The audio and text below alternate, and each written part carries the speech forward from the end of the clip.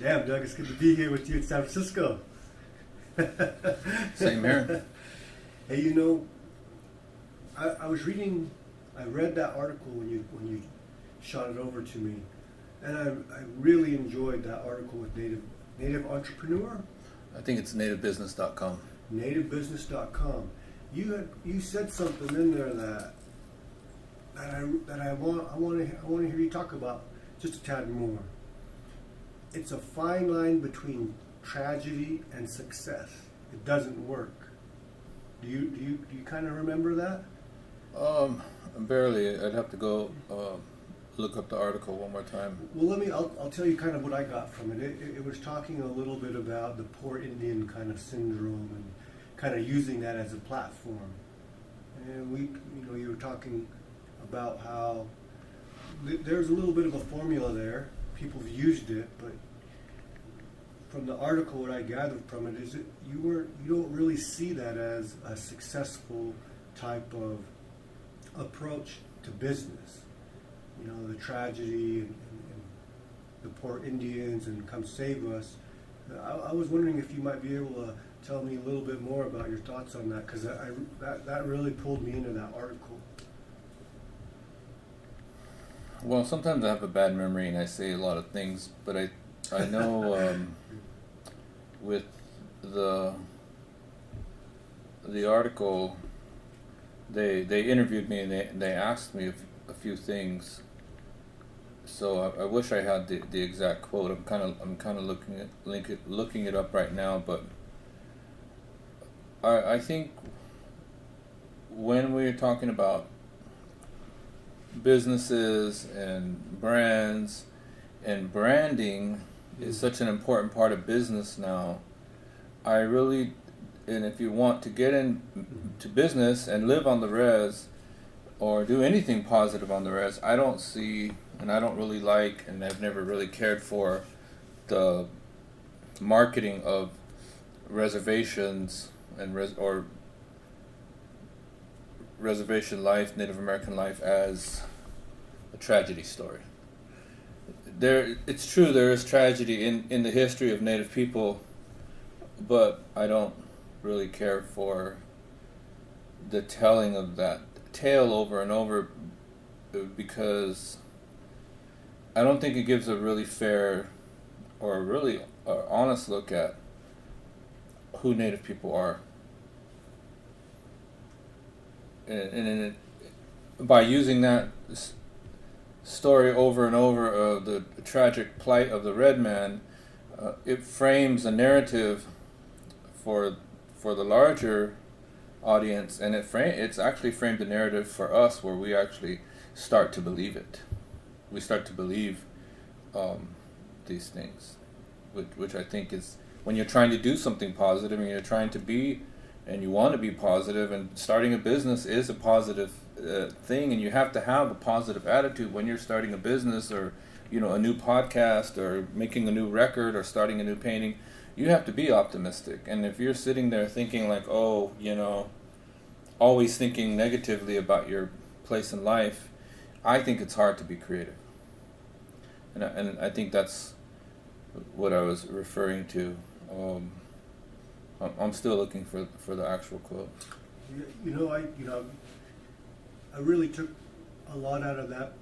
I've seen, I guess the best example is of myself, and about the people that I've worked with, but it is really easy to fall into blaming something outside of yourself for your success. True. I think there's definitely things that I think we all know we could have done better, or we've made mistakes, but I gravitated towards that. I resonated with what you said in that article because of the fact that it is so easy for us to train ourselves to see things are not going to work out well for us. Oh, and I found the quote, and I'll read the quote unquote from nativebusinessmag.com. It says, Miles says he's tired of the portrayals of Native peoples, quote, as so full of tragedy we almost can't move, like we almost can't breathe out here. if you pick up any article on Native communities, it's always like, oh, the tragedies are so heavy, I feel so sorry for the poor Indians. Apache Skateboards is not a let's feel sorry for the poor Indians kind of company, Miles said. Native entrepreneurs will use that angle too, and I'm tired of it because it doesn't accurately portray anything anyone is doing in Indian country with any modicum of success. I'm not saying that social ills are not here in Native communities. When you're looking at creating opportunities for people, you're not looking at those things. You're looking at opportunity, the future, building future artists and brand managers, the people who want to do what you do. If you're always trying to walk a fine line between tragedy and success, it doesn't work. You're going to fall back. I'm sure other people will disagree, but I have to put that out there because we're also involved in media, and representation matters. Apache Skateboards, we don't want people's pity, we want respect, quote unquote. And that's, I found the quote, but thank you for bringing that up. You know, when I read that, I really thought, you know, that was the kind of stuff I think a lot of folks are looking for. I don't think it gets enough play though. I don't think that, in my perception, I don't know if that message is getting enough. I don't think that's getting enough traction out there. I don't think there's enough people talking about that, what you just said in there. I think we gotta redefine the way that we think about ourselves, redefine the way that our story's told. I think that's what a testament to your success. Other people see you, you know, other people see you doing what you're doing, and I think they gravitate towards that. What do you think? What do you think that is some of what is so appealing about what you're doing and why people are, they come to you for interviews or look at your advice or look at your business model? I wonder that myself. I mean, I know I'm Douglas Miles. I know I'm an artist. I know that I'm influential, and I know that the work that I'm creating is it's not typical work. And of course, I know with the creation of Apache Skateboards that added a whole other layer of complexity to my work, in addition to everything around that came out of and comes through Apache Skateboards, whether it's skateboard events or short films, photography, music events. I really looked at Apache Skateboards really all this time, and still do, as an extension of my art practice. Even though I'm not out there saying that, it really is. And I think because people don't look at it, native art historians, native art curators, they don't really look at my work with Apache Skateboards the way they should. I think they just think it's like a hobby or a vanity brand, but it really isn't. If they really looked at what I'm doing, there's no other Native American artist that's done what I've done, in particular with work in the community, and then taking your artwork and then putting it to use in the community in the form of a skateboard. I have a team, we're a working team, we travel, we have fun, we do fun things in communities. We're nice to people, things that, which is really important. And I don't really know. I think if people find what I'm doing with Apache Skateboards in my art appealing or interesting, I think it's just as simple as maybe people just see us being ourselves. We are just being ourselves. I'm an artist. I live in San Carlos. My team is from all over. Majority are from San Carlos, and we travel and we take pictures and we make stuff. And we're fortunate that we're able to have friends like yourself that support what we do, or friends across the country, and with that support, we're able to keep doing what we're doing. And I think it's just because we're being ourselves. What do you think people see in it? That I'm probably missing something, obviously. I think for me it was you nailed it right there.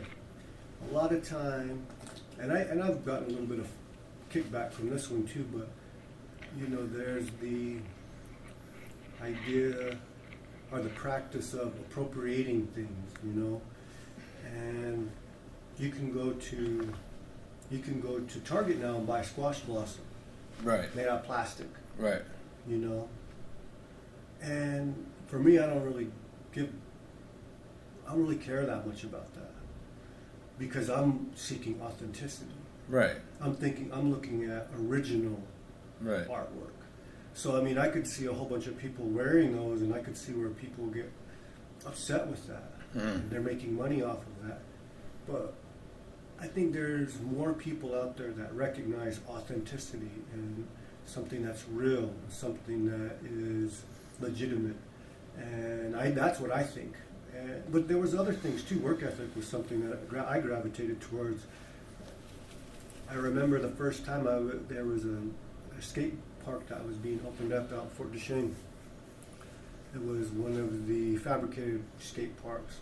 It's a fun park. It's definitely still there, and I ride that every once in a while when I go home. But I remember I called you, and I think most people that have some awareness of Indian culture, of current society, popular culture right now, knows Apache skateboards. And so I was kind of like, oh yeah, this guy's and Apache skateboards are probably, I'm gonna give him a call. And I called you, boom, and you hit back like within 20 minutes. And so that was the beginning of having a working relationship with you and I. When you guys came out, just like you said, you were nice to people. Doug, T, the rest of the team, they came out. There wasn't that ego that was involved there, but it was authentic. And for me, I definitely can't speak for myself. That's what I found very valuable in what you guys are doing. Well, thank you for saying that. Because I think sometimes we as Native people, sometimes we put on airs too. Like sometimes I hate to say it, but we put on a show for each other. Especially if we don't know each other, we're gonna put a show on for each other. Like, is he more Native than me? Well, I guess I'm gonna whip out my Native thing too, or whatever that means. And I understand, like, if you're from two different tribes, then yes, you want to find out the similarities. But we're in an age now where tribes that were enemies 50 years ago, 60, 100 years ago, are now allies. So I've said this before, and people probably don't agree, but it's a little different to be Indian than today than it was 50 or 100 years ago. We're still Indian, but the ways that we share and show our Indianness now are different. And it doesn't mean you're any less Indian. It actually means we're actually more complex. We've been complex, but we're adding layers and layers of meaning to what it means to be Indian now, or to do Indian things. Like, what is an Indian thing to do now versus 100 years ago? Do we all get together and sit around in the camp and tell stories? Sure, we did that 100 years ago. But now we do it online and social media, and we share it. We click the button and we share the story. The story comes out, the story becomes meaningful, the art becomes meaningful, the podcast becomes meaningful. And this is why I say being Indian today is a little bit different. It doesn't mean you're less Indian, it just means you still are, but we've added layers of complexity. And so, I've seen people share images from other Native artists and Native people, Native issues, hundreds and thousands of times. And even though it's not the old way, it's still a way. It's still information. And sometimes we need that information. And sometimes the information that Native people share is just it's not positive, and sometimes it's negative, and sometimes it's humorous, and sometimes it's frivolous. But stories are getting shared, just the same way you and I are talking on a podcast right now. This story will be shared. People will hear, and people will know that no matter how much time has passed, we're still Indian, and we don't need white anthropologists telling us what is and isn't Indian anymore either. We tell people what is and isn't Indian now. And I think there is something about that line about the poor Native plight that I saw in that article, that what you're saying right now is we get to define what that is. We get to tell our stories to each other. Now, one of the things I was thinking as you were talking about is it has become really complex, and I've heard people say this before, is that everything always goes through changes. Everything is going to change, and I don't know if evolve is the right word, but it changes as time grows. It grows, and I'm wondering, do you see a time when are we going to be able to go back to more of a simple time? Do you see technology just changing the way that we all live our lives now? Are we just kind of past that point of no return, or do we find ourselves being able to bring that simple part of our lives back into play somehow? That's a good question. And I think that as long as we stay as people close to family, close to the land, close to our original communities, close to our elders, I think as long as we stay connected to them in any way we can, whether it's visiting them on the weekends, living with them in the summer,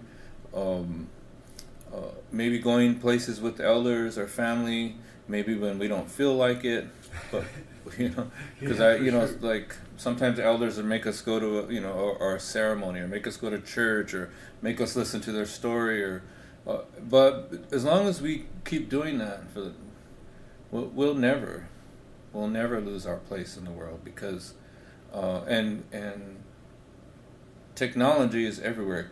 Technology can be a curse, but it could also be a blessing. Because think of all of the ways like this podcast could reach people that may never know who you are, what you do, or who I am, or what we do. But once they hear the podcast, then they're it could, if one mind is opened up, one young Native person opens up listening to this podcast thinking, oh, anything is possible, then we've done our job. We've done our job, and we didn't have to, ride 500 miles on horseback, to prove that point, in the freezing rain. Not saying that that's not important, because there's a time for that, but time moves fast. People are out struggling. Young people are suffering. Young people are struggling. We don't have time all the time to hold a ceremony. We have to be there on the ground sometimes and put our faces and our voices and our bodies and our hands in the places that these young people are at. And if they're online, if they're on their phones, if they're on the internet, then we have to take the message to them, because that's where they're at. That's where they're at now. They're not hanging around, at the house watching TV anymore. I mean, they might, but they're usually watching YouTube, Instagram videos. So I know I'm getting away from the original question, which was... The original question? Oh, the complexity of the technology, and does that take us away, or will we ever go back? I think we can. I think you can go back to a simpler life, but I think it's also important to use technology in a way that can help simplify our life too.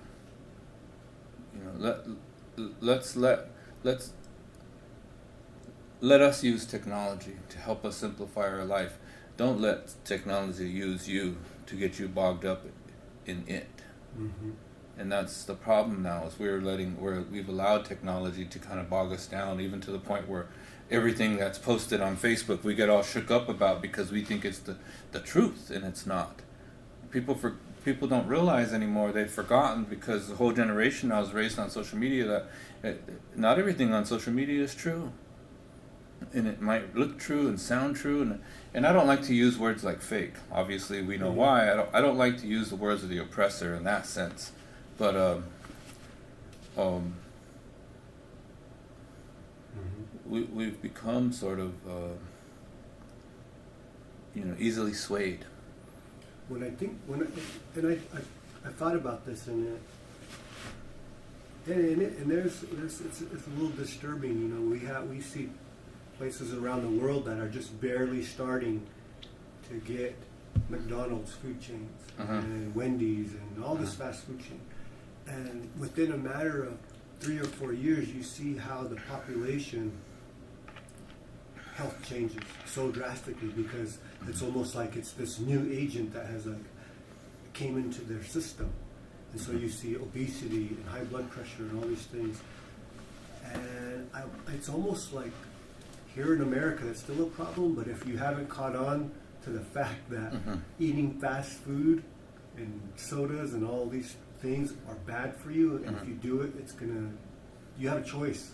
Whereas when it's early, when it's introduced early, people kind of just go in fully into it without really thinking. And I think in a way, social media, I think we might have to be.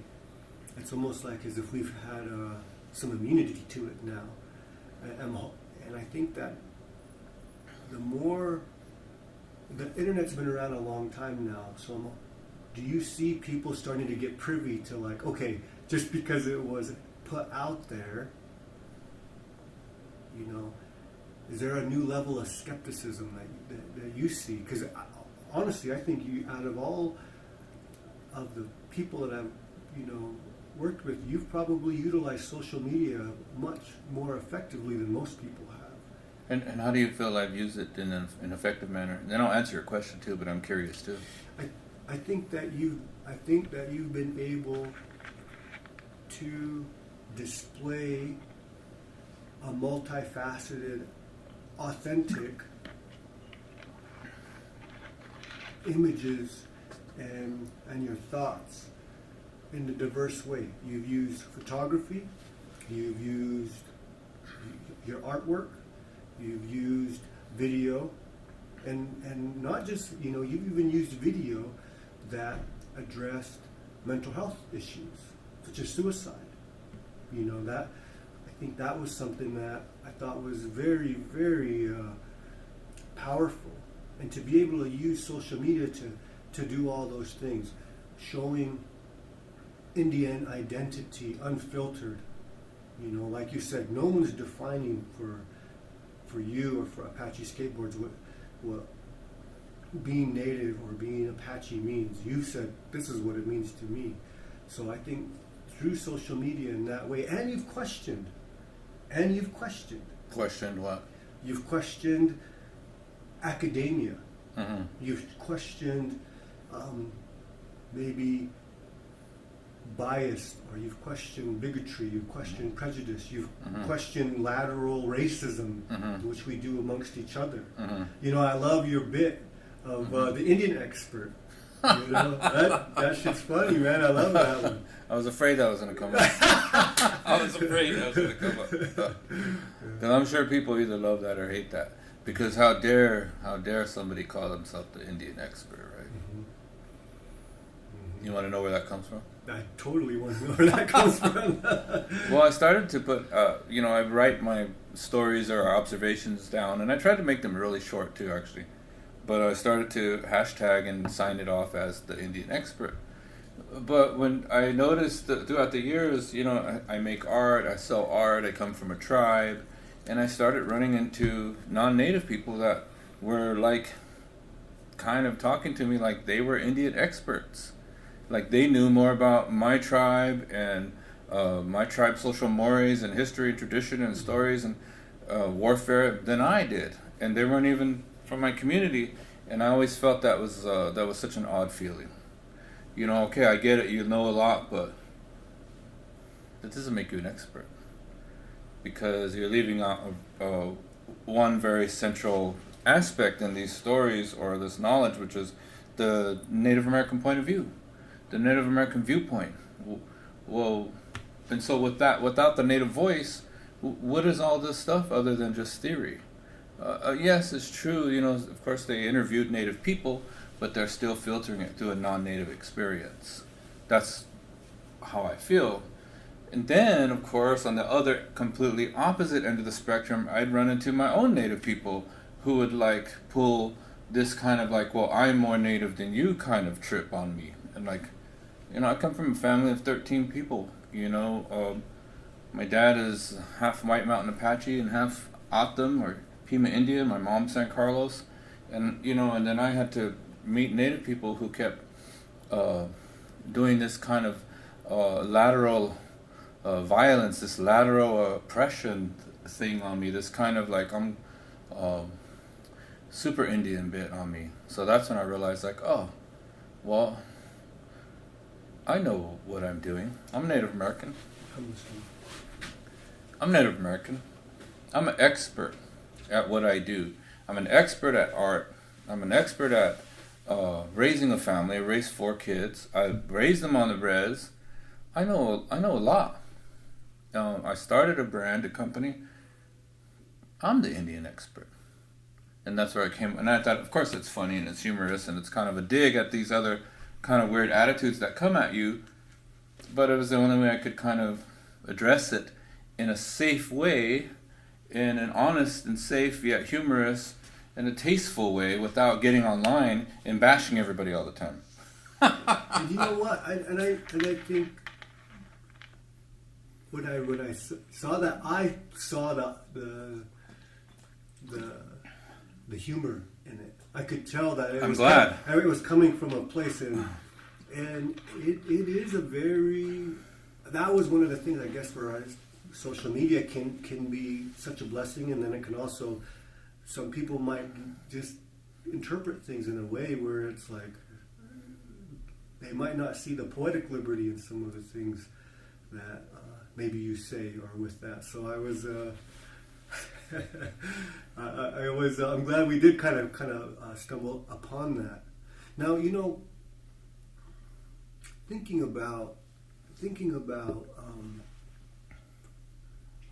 when I got to sit down and talk with you, I was working at a treatment facility when we first met, and we were doing a lot of prevention work.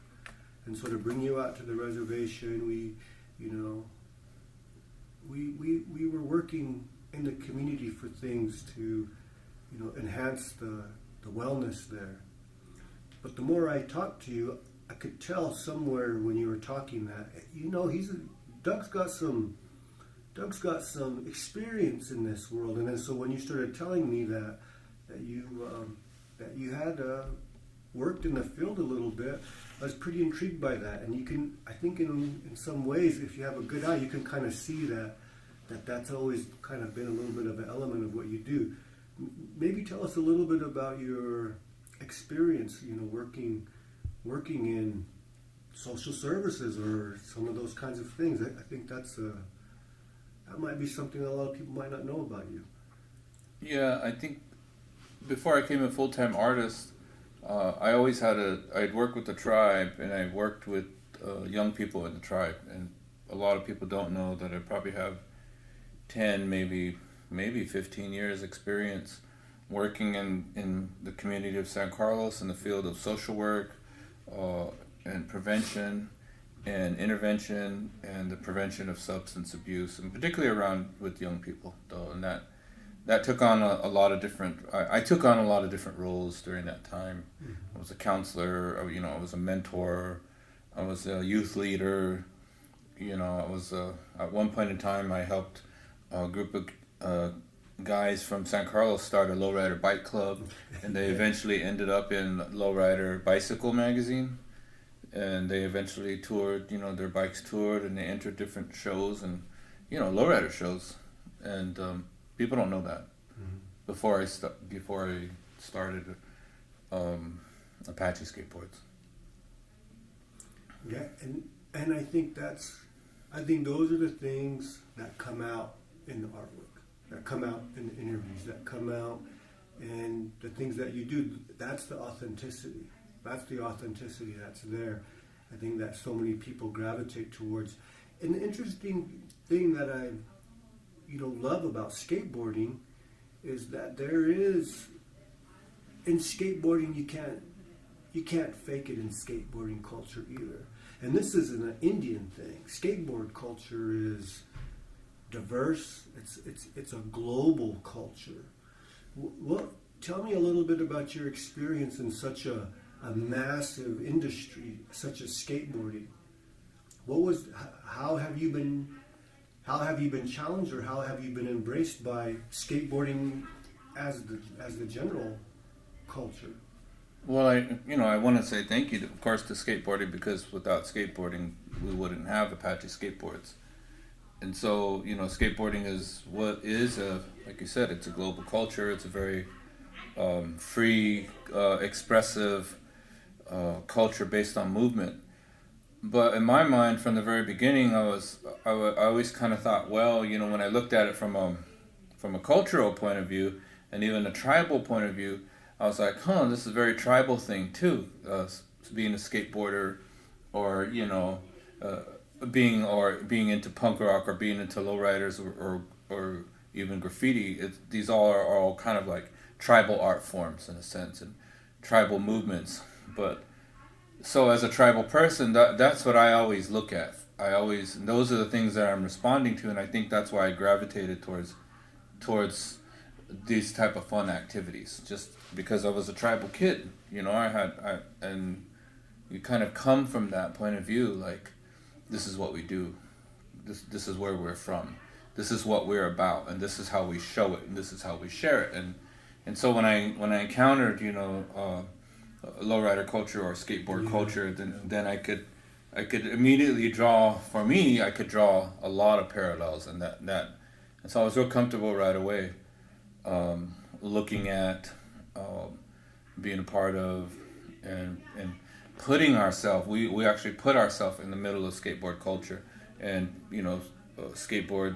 skateboarding people pretty much embraced us for the most part, pretty much, almost 100%. It was so awesome seeing you guys on Vice.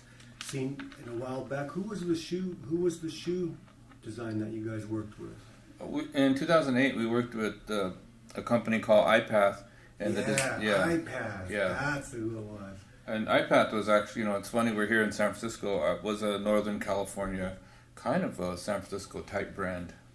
At that time, they were based, originally here in Northern California. We were just walking down the street, and we got a picture by a mural that you had done. Tell me a little bit about how did that one come about?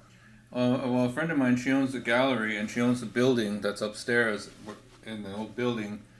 I think she owns the first floor, and then her gallery's on the second floor. So she asked me when I was here 2 years ago if I would paint the roll-down door, which is just, corrugated metal door, but it's very lumpy. And at first I was hesitant because of all the lumps, and it's not smooth. And then I asked some friends of mine, and I don't know who it was. I think I ran into it might have been artist here, a local artist named Barry McGee, and I told him, I just ran into him at the Oakland Museum of Art, and I was like, I don't know about that door, I don't know, I've never painted one. He goes, just pretend the lumps aren't there and you'll be fine. And that's what I did, and it's called The Original Landlord. I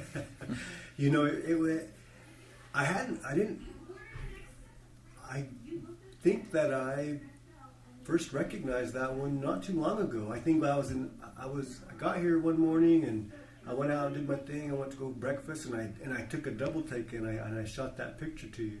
I was like, yo, man. And then, recently it was in San Francisco. What is it, the Chronicle? Is that what they call it? Yeah, one of my murals here that I did on 14th Street in Shotwell was recently published in the San Francisco Chronicle in an article about the homeless problem here in San Francisco. This is going to bring me kind of full circle with some of what we're talking about here. And as a social worker, it's always been in me. I've always been a social worker before I knew I was a social worker. And I think a lot of that had to go back to even what you were sharing too, was, being close to the people, being close to street culture, being close to kind of that undercurrent of what we might see, maybe what people might not see. They might not see the undercurrent of what's going on. That picture came out clean. And so skateboarding and social work kind of work hand in hand, because it keeps us close to the people. It keeps us close to like what's going on. Skateboarding is that in the world of skateboarding, you got music, you got clothing, you got art, you have all the progressive things that you see in a subculture that brings it all together. Skateboarding really has that. And growing up as a kid out in Salt Lake, I was, I was comfortable on the reservation to a degree. But then when I left the reservation, boy, it was different.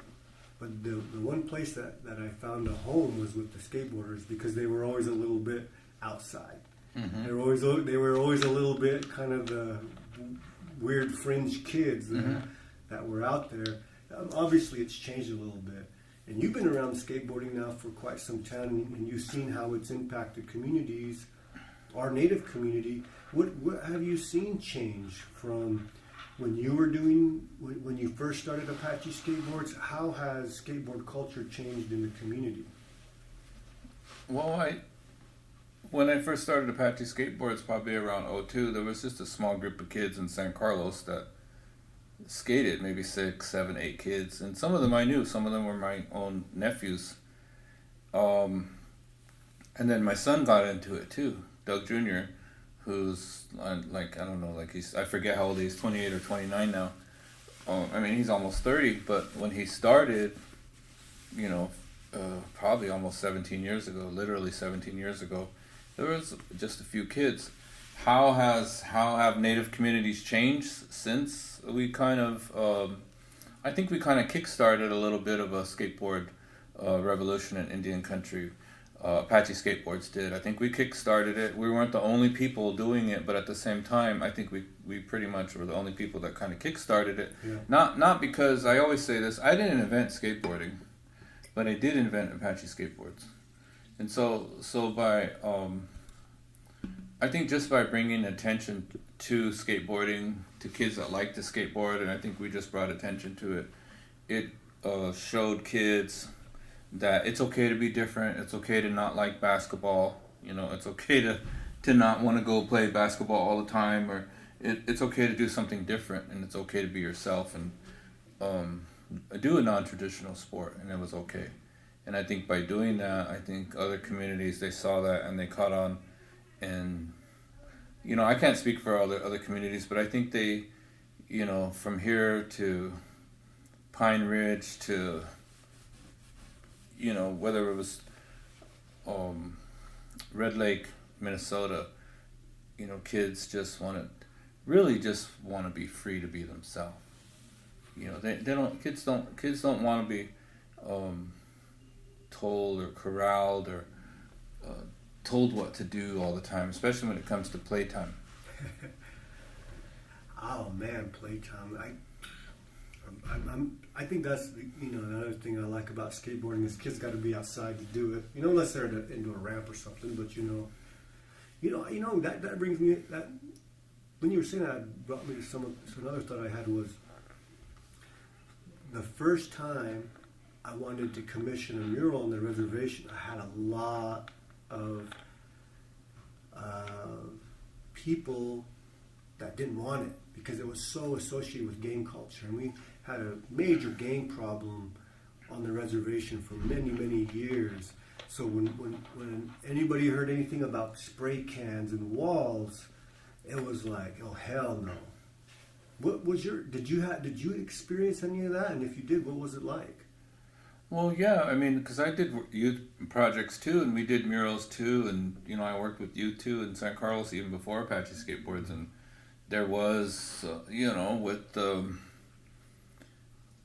there was a rise in gang activity type things, and there was also a rise in heavy metal, activities, and then with the rise of heavy metal and MTV, and hip hop,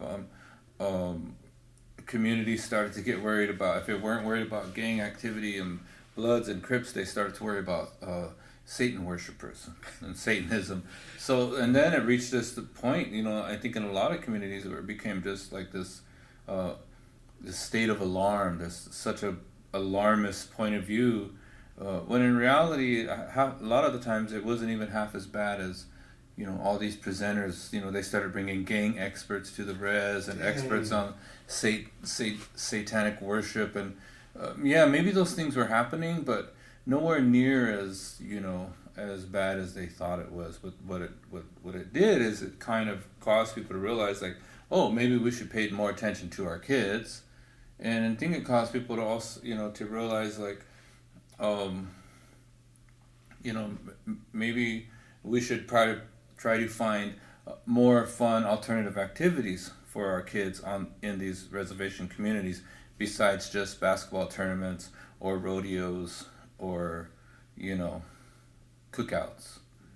Not that there's anything wrong with basketball and rodeo, which I think is amazing and awesome and fun and dangerous and very cool, but all kids in all Native communities are not all going to be into the same thing, and especially now, Dang, man, it feels like there's very few people that I've talked to that know about that, and I remember that shit when you remember that, right? Well, the heavy metal thing, right? Dude, like it's like it was. When I'm talking to you, it make it sound like there was some business thing going. Like, let's go to each reservation and let's make money off of the heavy metal devil worshipping thing. Because I remember being in the 7th and 8th grade, and we all had long hair. We all wore all black, and we were wearing either a Sepultura shirt, Slayer shirt, Metallica shirt. Yeah, and all those bands they proudly displayed like satanic symbology. Yes. Yeah, and so I remember. Not that I'm cool with it, but it's they brought us all together into the. But look at you now, like who would have thunk that a heavy metal fan, would get MSW and would one day run the Salt Lake Indian Center. And that's the fallacy of that whole thing. They created this state of alarm and alarmism and just perpetuated this fear to where they kind of turned the community against their young people that way. And just Native kids wanting to have fun and rock out. You're right. I don't think anybody's going to say, "Hey, look, we think devil worshiping is okay." No, we don't. Right. But what they did is they left out something I think that was more that was there. Of course, there were probably some kids that took it to those extremes, but there was more youth, I believe, that they were listening and enjoying that music because of it was speaking to them, and they embraced it, and if anything, it probably kept them out of trouble. And the same thing, like that's when I hear that you said lowrider bike culture can automatically be going to what? Gang activity. Sure. But it wasn't. You use that as your ability to speak with young people and kind of get to understand where they are, speaking to the diversity of the kids, even the gang kids on the reservation. That scared the adults. Now that I'm in the positions that I have been in, I can see where, as an adult, it's easy to get scared of young people. But it takes a conscious effort not to be. It takes a conscious effort to see our young people as ourselves. Very much so. I remember that I've told this story to my dear friends, but I remember one day I was at the skate park in Salt Lake City, Jordan Park, and I was on this board, and on the top of the board I had a baby with a red bandana and a microphone, and on the baby's stomach it said Thug Life. So it was a stencil that I put on my skateboard that I bought. And I remember a kid I was sitting down and he was looking at my board, and he said, "I like that grip tape. That's a cool grip tape." I said, "Yeah, man." I said, Pox is shit." And he's like, "Yeah, I heard about that guy." I said, "You heard about that guy?" And he's like, "Yeah, I heard about that guy." And I said, "Wow, like Tupac, it's ancient history now for some people." And it wasn't. Right? And so this is. And it wasn't that long ago. And I had a crossroads there. That's kind of a trip, yeah. I had a crossroads there because I was like, oh, if you don't know who Tupac is, and you obviously don't know who MC Geronimo is, who Wu-Tang is, who NWA and Eazy-E, then, that's my music. That's real hip-hop. That's... And I caught myself. Because I was almost there. I was on the edge of going down that road, but I didn't go there. Because I caught myself thinking, I've heard that before. Where did I hear that before? I heard that from From a previous from generation. my adults telling Right. me like, "Oh, that stuff is garbage. You don't, Yeah. you know, Sugar Hill," and you know, then they start going on. I was like, "Oh, wow." So I was like, "So who are they listening to nowadays? Who are they listening to?" He's like, "Little Xan, Little Pumps, Tekashi 6ix9ine, Migos, XXX." You know, so he started naming them off. But one of the things he expressed to me was how right now you have somebody like XXX. I always say his that last part of his name, but extension. He, after that conversation with that kid, he told me a little bit about how what the music was like now and who people listen to, and I was like, all right. I went home and gave it a shot. I gave it another shot. I tried it again, and I listened to it, and I really listened to it, and I actually saw what those kids did. They took punk rock. They took 9 Inch Nails, like the real emo, sad, desperate, depressed kind of feeling. They took of course hip hop, and they said, you know what? We don't need $1 million studio. We don't need, you know, the Les Pauls or these keyboards. They took the most scrappiest stuff, like even from grunge rock, like even Kurt Cobain used to get his oldest amp he could find and his most hammered bass and guitars to get that real gritty, grimy sound. And these hip hop kids took they took the less masculine out of the hip hop I remembered, which was I'm big, I'm bad, don't mess with me, I'll hurt you, and talked about I'm sad, I'm lonely, I'm insecure. But they wearing tight jeans and different colored dreads and tore up stuff, and they took all of that together and they created something without a studio, and they did it all on YouTube and became internet sensations. So I was really, really fascinated by that, and you know, and I think when I see what you're doing and what I'm doing in the social work world, is that we've checked ourselves enough so that we can look at our young people, not as to be afraid of them or not to judge them, but to allow them to be who they are. Well, I think that's important, especially with you and I coming out of the social work field. But I think maybe even more important is we remember that we kind of were those kids. We did get in trouble. You know, we don't talk about it that much anymore. But you know, we were kind of misfit kids. We were kind of left out. We were sort of maybe left to open the door for ourselves. While you know, our parents are at work, and we were raised ourselves on TV or after school friends, or you know, and we were kind of the square pegs in a round hole at school, and had to kind of make our own way because we were just different, and being different sometimes gets you in trouble because you have different interests and you're a little more you want to explore different things and different fun things. So I think when you never forget that, it makes you remember what it's like to be young. Now I'm 55 now, and I don't, you know, I'm not prancing around here trying to pretend I'm young. I never did, I never have. But I'm always aware of that, especially when I had kids of my own. And the interesting thing about having kids of my own is as I watched them grow, I was just so blown away by it was just so beautiful to see them be young. You know, not only did I see myself in them, but it was just so beautiful to see that beauty and that innocence and that tenderness of learning and growing and watching them, and at the same time being a parent, you don't want them to get hurt, and you don't want them to get a broken heart, and you don't want them to girlfriends to leave them or their boyfriends to hurt them, but you just look at them and you just see the beauty of youth just surrounding them.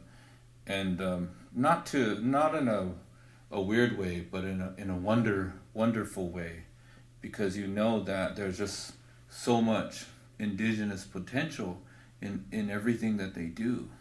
And so when I was watching that, and I still photograph, my own kids and their friends and the skate team, and I still see that, and even in my own community, because, I remember it. Sometimes it's hard to be young too, especially if you come from a broken home, and I think maybe the other thing that I really don't share with people, and I haven't really shared before in public, is I think when you suffer loss at an early age, that always stays with you, and that itself probably makes you really sensitive too. And like, I lost my dad when I was 2.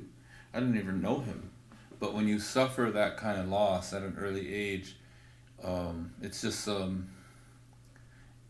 you kind of just you never forget some of these things.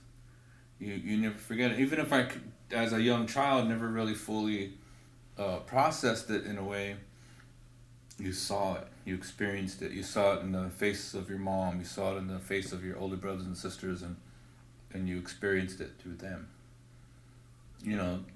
It's a good thing, like when kids are younger, they say they don't really feel pain that much, because we're young. What do we understand about the adult life? But I think because I experienced it at an early age, it's caused me to be even more sensitive to the world around me, which so it's no wonder that I'm an artist, because artists are a little more sensitive. They're sensitive to the world around them, and they're in tune. There are people that are in tune with the world too sometimes. Whenever I do discussions, and people ask me about my experience or my thoughts, as an Indian expert, it's Speak on it, yeah. Speak on it. I always bring in that video with you, and I do it with videos from all over. I mean, like YouTube videos, whether it's through videos that are based upon psychology, or videos on art, or videos on cultural practices. There's one video that you have that I like to throw in there, and I always throw those videos in there because it really can, if you go and talk about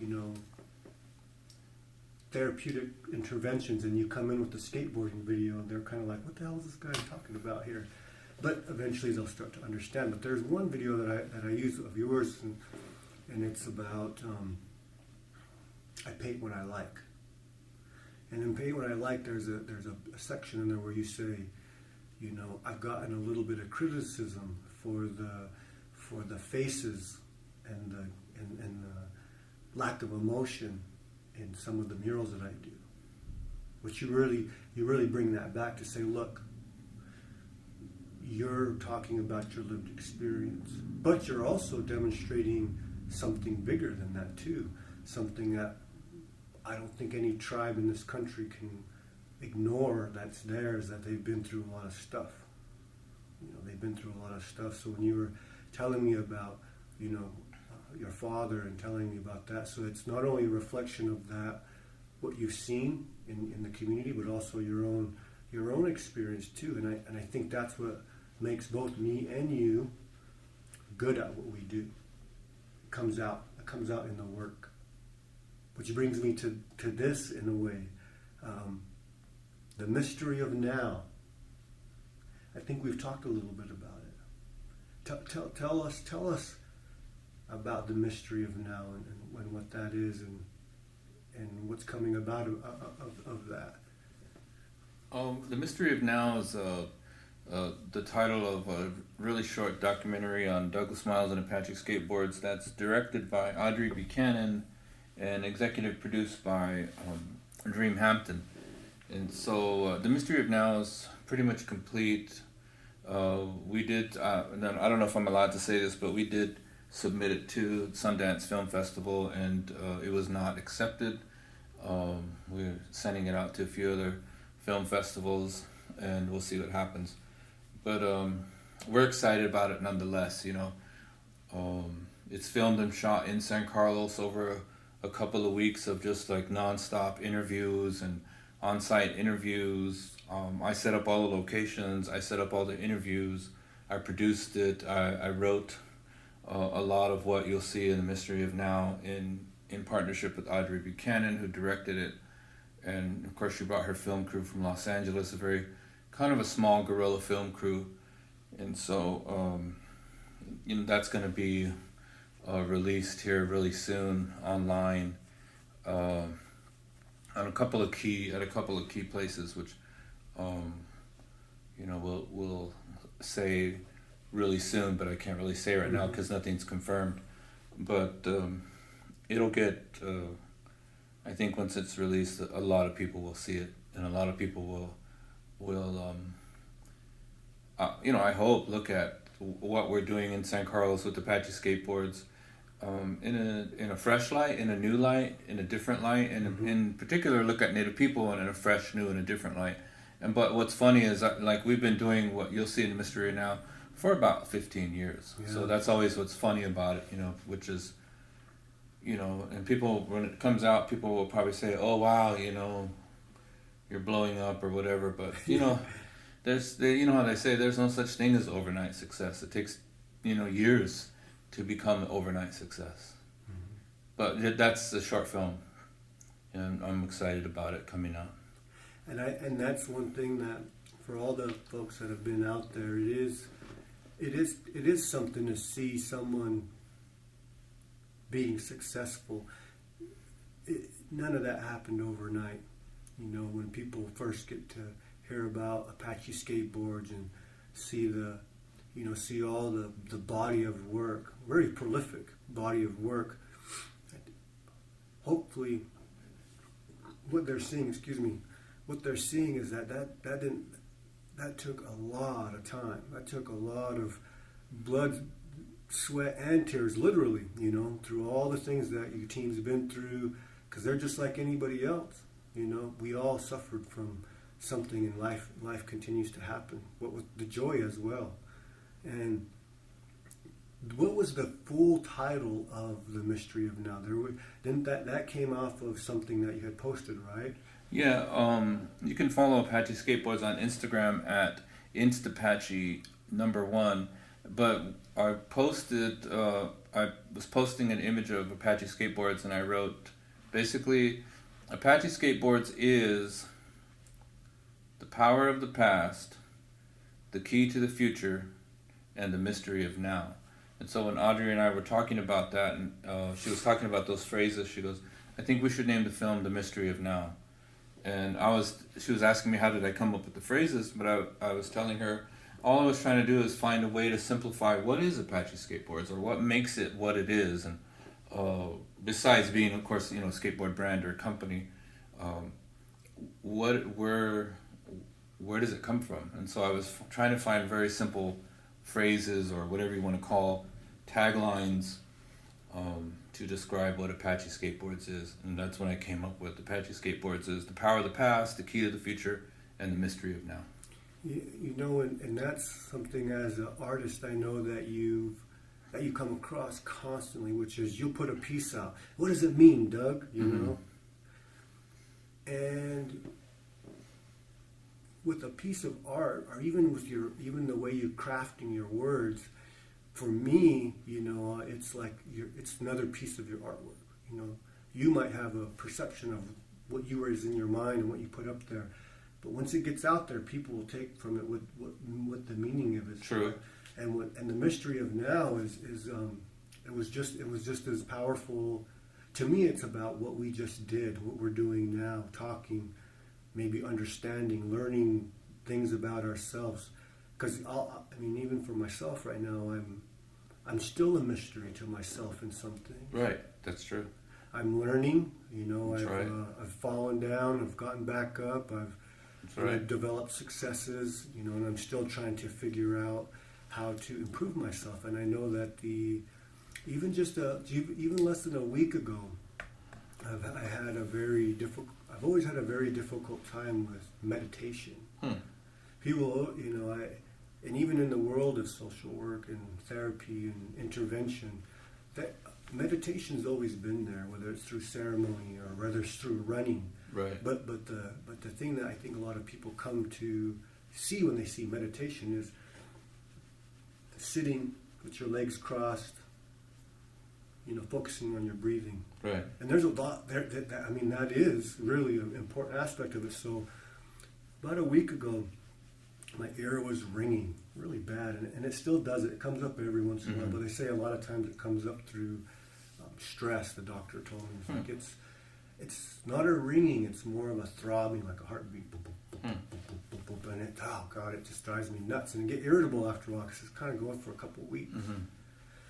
But I remember, like, okay, I know that meditation isn't my thing, but I'm going to give it a try again. So I give it a shot. I give it the best shot I can. And shit, man, it worked. It cleared my ear, and it kind of reset me in a way. And I don't know why. Maybe now is the time. But that in itself was a mystery. Speaking of meditation, Yes. let's take a break for a second. No doubt. Let's think about it. Okay.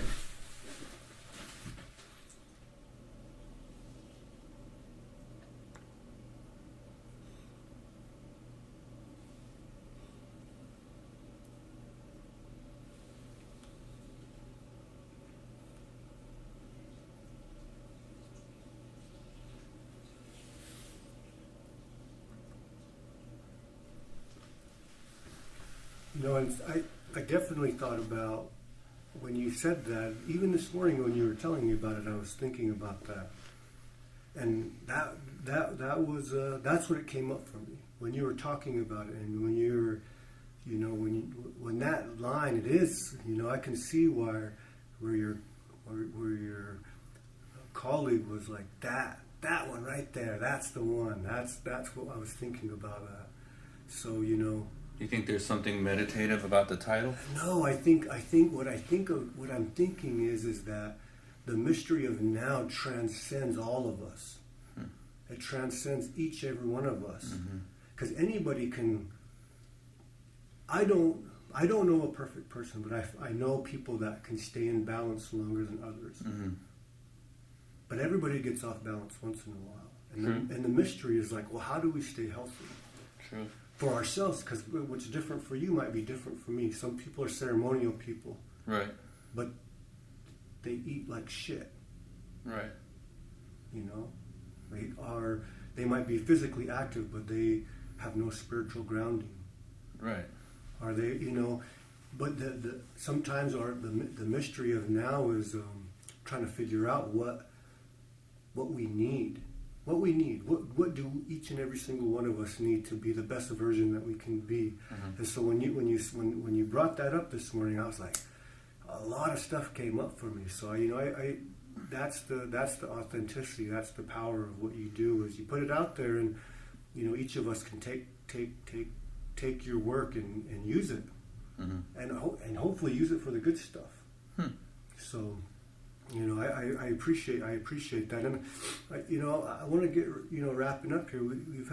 We've covered a lot of ground here, but I did want to say that I appreciate you talking about some of your, some things that your the personal things, and I think it does go a little bit back to your article, because I kind of stopped talking about my trials and tribulations.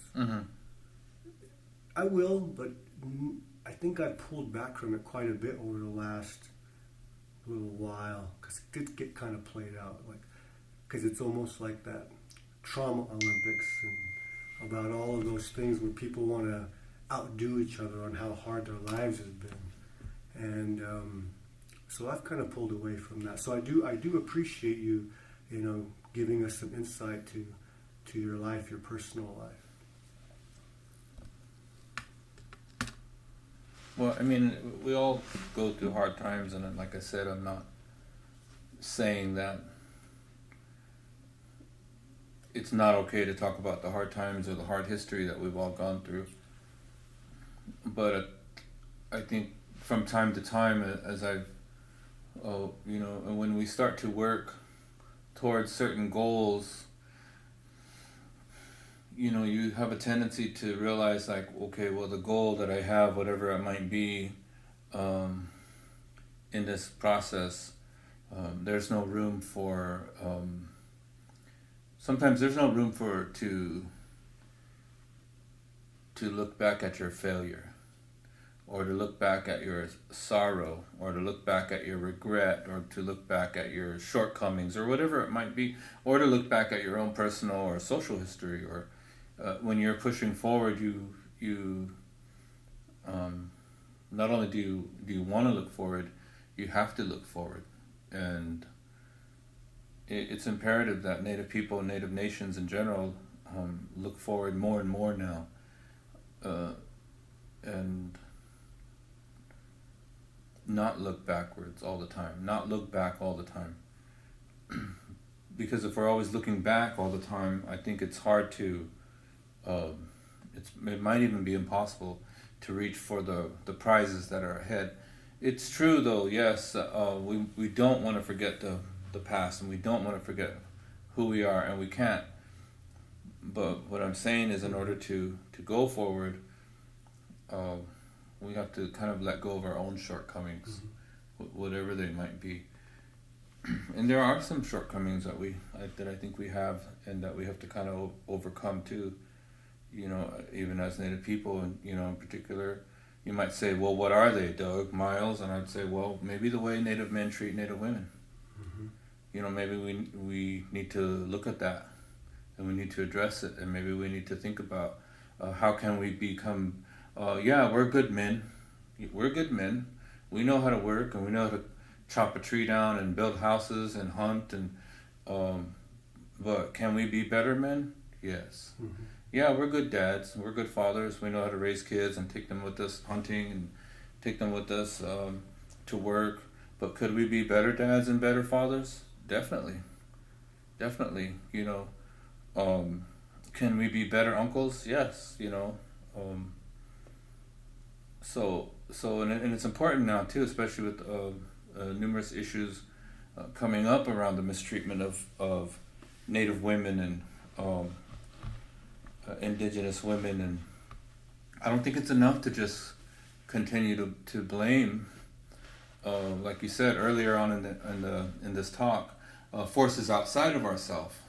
I mean, I know colonization is this big giant elephant in the room, but then there's also, you know, us as men, as individuals, and we have to take responsibility for our failures and our shortcomings as men too, as Indian men. But don't get me wrong, I'm not bashing Indian men. I am one, so I'm not trying to bash, but I'm saying we could step up in a lot more ways, instead of pointing the finger at each other and talking about who's more colonized than the next person. That's just not productive. You know, comparing who's more colonized, which tribe is more colonized. You know, that's just more lateral violence nobody needs, and it's just important to think about how do we become better, but not at the expense of hurting others. And I think that's artistically said, and really going back to the balance that I think we need in our discussions, and the realities that we have to discuss. These and long form discussions like this is a way to do that. It's definitely a way to do that. I'm not getting interviewed as much as you are, but I sometimes I get concerned that you see, maybe just even in our general popular culture, how much can someone really explain something in detail when all they do is they got 15 minutes Right. on a talk show with three Right. other panelists. What are they going to do? They're going to shout and yell and be dramatic to get their point across. But really, at the end of that, did anybody really make any sense? I don't think so. I think these kinds of discussions where we kind of go deep is really going to be where we can, find the balance. Because you're absolutely right, and I agree 100%. Because I'm not stuck. I'm really not stuck in one way or the other. But if someone comes along and talks to me and displays information and displays information that says, "Consider this, Anthony," I may change my perception on some things. Right. I'm open to that. Right. So Doug, I always have a wonderful time talking to you. I can't wait to talk to you here again sometime this year, and to see where some of the projects that you got going on, where Apache Skateboards is in another, in the future. So is there anything else that you'd want to share with us before we go check out San Francisco?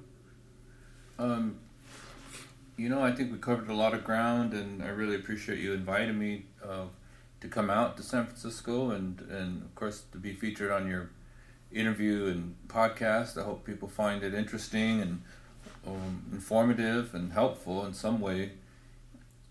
Because yes, I'm an artist, and yes, I like making art, and I enjoy, of course, working with my team and on Apache Skateboards. But I've tried to also use my art in a way that's helpful, and use it in a way that maybe can teach in some ways. And I think what I share on social media, on Instagram or Twitter, and I talk a lot about the systems that Native artists have to work in, and they're not really made for us. These systems of museums and galleries aren't really made for us, but they are made for us to help people make money, and that's okay. Money's fine, as long as you don't make it your focus in life. But I think if I'm trying to help people, it's because I don't want them to go down the road that I went down. I don't want young artists or young Native men or women to get caught up in the negative side of their ego, or some kind of Native American art scene or Native American film scene or any kind of scene, because I don't want to see people fall prey to the temptations that are out there that no one tells them about. No one tells them that. That's a whole other conversation. The Native American, the mythology and the faux glamour around being a Native American artist, that we're all supposed to be chasing this brass, famous Native American performer, artist, personality ring, which really isn't really that important.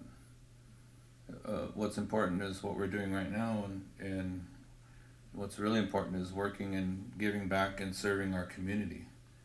And if we get known for that, great, that's great. And if you get known for working in your community, that's great. But when you put your family and your community and your tribe first, and the culture first, that's when everything else falls into place. Mm-hmm.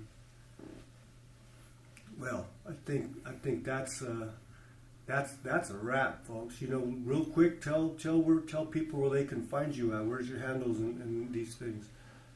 You can follow me on Instagram at dmiles1_Apache.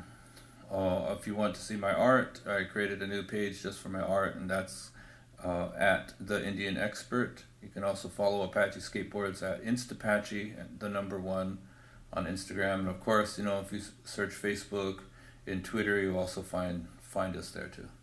Wonderful, wonderful, wonderful. Well, January 1st of 2019, we wish you all a very, very happy New Year and success to all of you. Thank you very much for listening, and we will see you soon.